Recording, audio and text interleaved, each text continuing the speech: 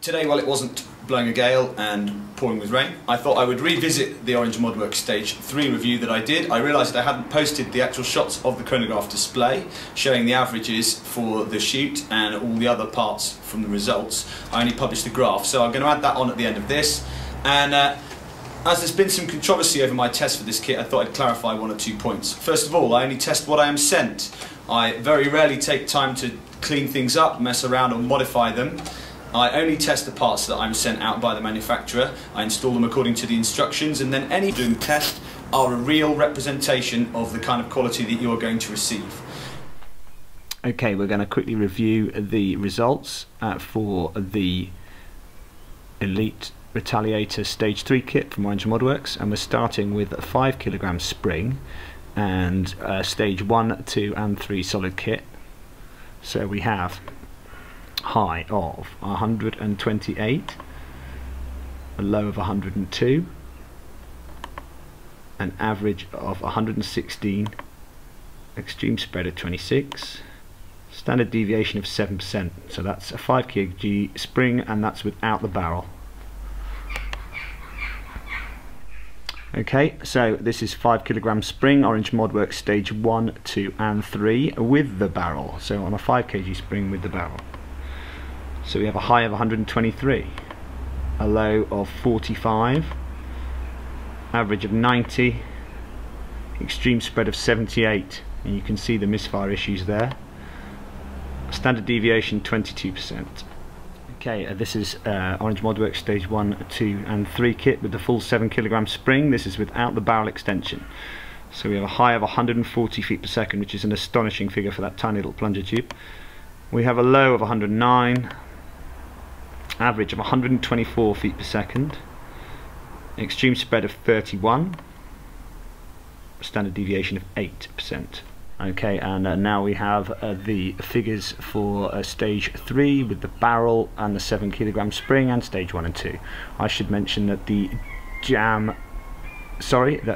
dart doors at this point I think had started to not work, so this is explaining some of the low readings, but I give an honest and as I find it review with no changes. So a high 138, now that's possible, low of 25, clearly a misfire, average 93 feet per second, huge extreme spread 113, standard deviation of 26%, so that means 26% of the shots were within the average.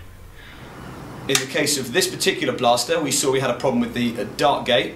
Now, Orange Modworks have admitted this is a thing with this production run. They've put up suggested fixes, which include cleaning up the dart door, putting some grease on there, or emery papering down the aperture for the dart door.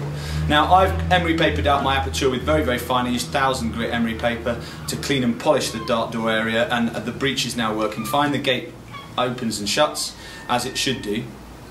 Now, I still have not been able to resolve the diameter issues with the barrel, and you could see from the video that there were an awful lot of misfires. Now, some of those, I did admit in the original test, were caused by the issues with the dart gate.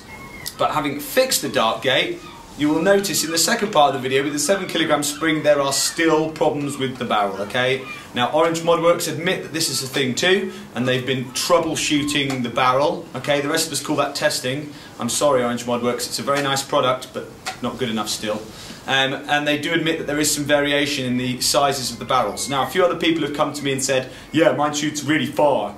Now, that is not a scientific test, okay? I'm really sorry, but those of you who post comments like, this guy doesn't know what he's doing, go and look at Ewan 13's video, for example. Now, I did that. I took the advice that I was given. I went and looked at Ewan 13's video. Now, Ewan 13 is a modder whose skills I respect, and he's done some very nice work. His shell integrations are top notch, and he's produced some nice blasters. Plus, I like the way and style that he produces things in. However, sitting in your basement shooting a few shots casually down the basement, or going into your yard and shooting them down the yard, I'm sorry, that's not a test, okay? I could go out on the road, I could go shoot this, I could go to the park and shoot this. I've tried it inside a sports hall, okay? This sports hall is the size of a standard five-a-side football field. It's around 100 feet long. I was shooting this from one end to the other without the barrel extension. So it does shoot really far, but that's not a test. That's just an opinion. And anyone can get things to shoot really far. You just shoot like this, really angled, okay? So sitting down in your basement, shooting a few shots, not a test. Those of you who think that's a test, that's fine. Please feel free to go and spend your money on whatever the latest thing is. I don't purport to be one of these people who is an armchair tester. I use a ballistic chronograph, properly calibrated. I do a test that is repeatable. It has very, very simple test parameters. I shoot 50 darts, they're brand new. I don't mess around with the product. I put it in, I test it, I shoot it. Simple as that. Now, if you don't agree with that, or if you've got other figures, then please try following a similar protocol. I'm happy if it's less shots. 30 or more is acceptable, I think, for most people, because that will discount any kind of variation. I could have picked the 10 best shots and I could have had 140 feet per second as a top and around 138 as an average.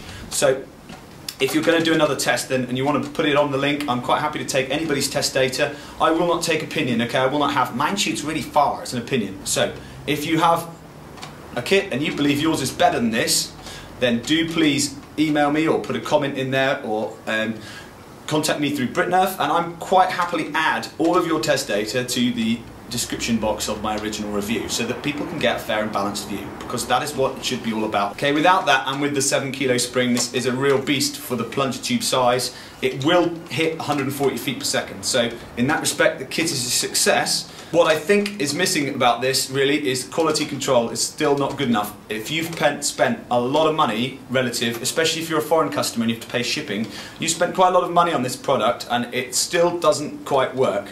Now the sealed breech is not a true sealed breech. Okay, I know it's a big improvement over the Nerf one and that it is a pretty good seal, but it's not what I'd call a true sealed breech. Air leaks out of there. I could prove it, and then if I blow down the barrel, you'll hear the air hopefully come out here. So I'm going to come around a bit close to the camera. Okay.